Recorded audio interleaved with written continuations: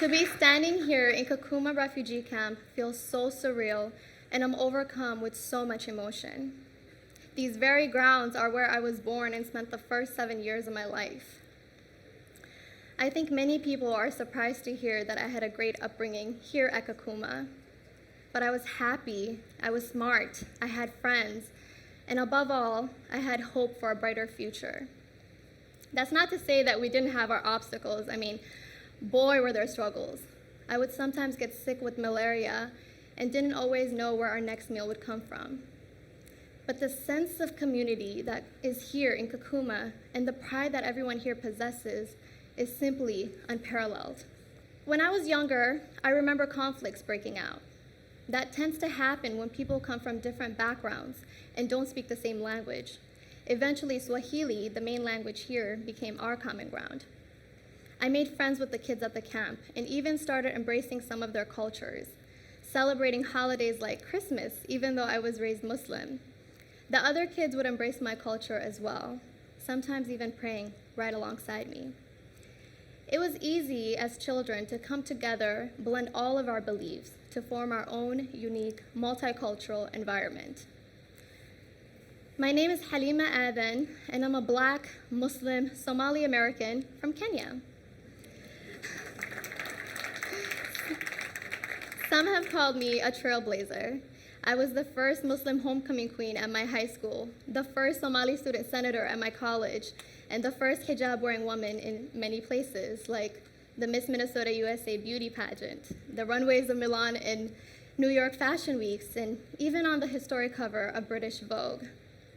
As you can see, I'm not afraid to be the first, to step out on my own, to take risks and seek change, because that's what being a minority is about. It's about using yourself as a vessel to create change and being a human representation for the power of diversity. And now I use my platform to spread an important message of acceptance. But it hasn't always been easy. When we first arrived to the United States and made St. Louis, Missouri home, I remember asking my mom, "Is this really America?" There were things that were sadly familiar, like hearing gunshots at night and the streets looking impoverished. But there are things that were also very different. Like when I started first grade, I noticed how the kids played in groups. In America, we call them cliques. Back here, we all played together. Gender didn't matter, and race most certainly never mattered. I remember asking myself, why don't they understand Swahili? Swahili is the language that brings people together. To make matters worse, the school I was enrolled in didn't have an English immersion program. So every day, I would get up, go to school, sit in my desk, and never learn a thing. This is when I started losing hope, and I wanted nothing more than return to Kakuma, a refugee camp. Soon my mother learned that many Somalis found refuge in a small town in Minnesota. So when I was 8, we moved to Minnesota. My life changed as I met other students who spoke Somali, attended a school that had an English immersion program, and found teachers that would go above and beyond, staying there after school hours and lunch breaks, dedicated to helping me find success in the classroom. Being a child refugee has taught me that one could be stripped of everything: food, shelter, clean drinking water, even friendship. But the one thing that no one could ever take away from you is your education. So I made studying my top priority and soon started flourishing within the classroom. As I grew older, I became more aware of others and how they viewed my race and background. Specifically, when I started wearing the headscarf known as a hijab. When I first started wearing it, I was excited. I remember admiring my mother's, and I wanted to emulate her beauty. But when I started middle school, the students teased me about not having hair, so to prove them wrong, I started showing them my hair. Something that goes against my beliefs, but something I felt pressure to do. I wanted so badly to fit in at the time. When I reflect on the issues of race, religion, identity, a lot of painful memories come to mind. It would be easy for me to blame those of another culture for making me feel the pain I felt. But when I think deeper, I also recognize that the most impactful, positive, life-changing events that have happened to me are thanks to those people who are different than me. It was at this moment that I decided to step outside of my comfort zone and compete in a pageant wearing a hijab and burkini. I saw it as an opportunity to be a voice for women who, like myself, have felt underrepresented.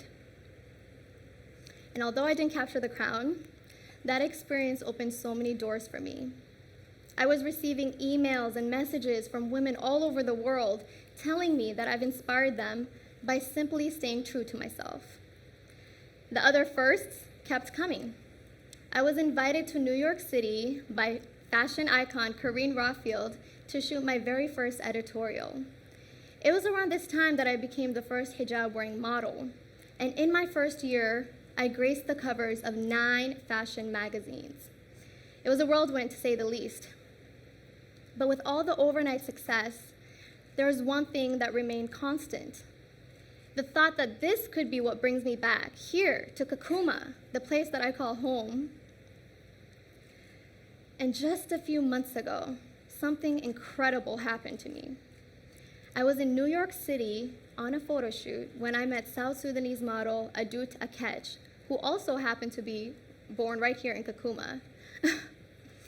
That experience in itself is the definition of hope.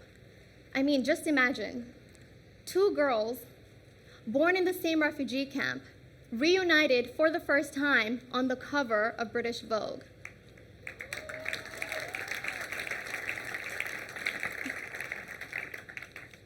I was given the distinct pleasure of partnering up with UNICEF, knowing firsthand the work that they do for children in need.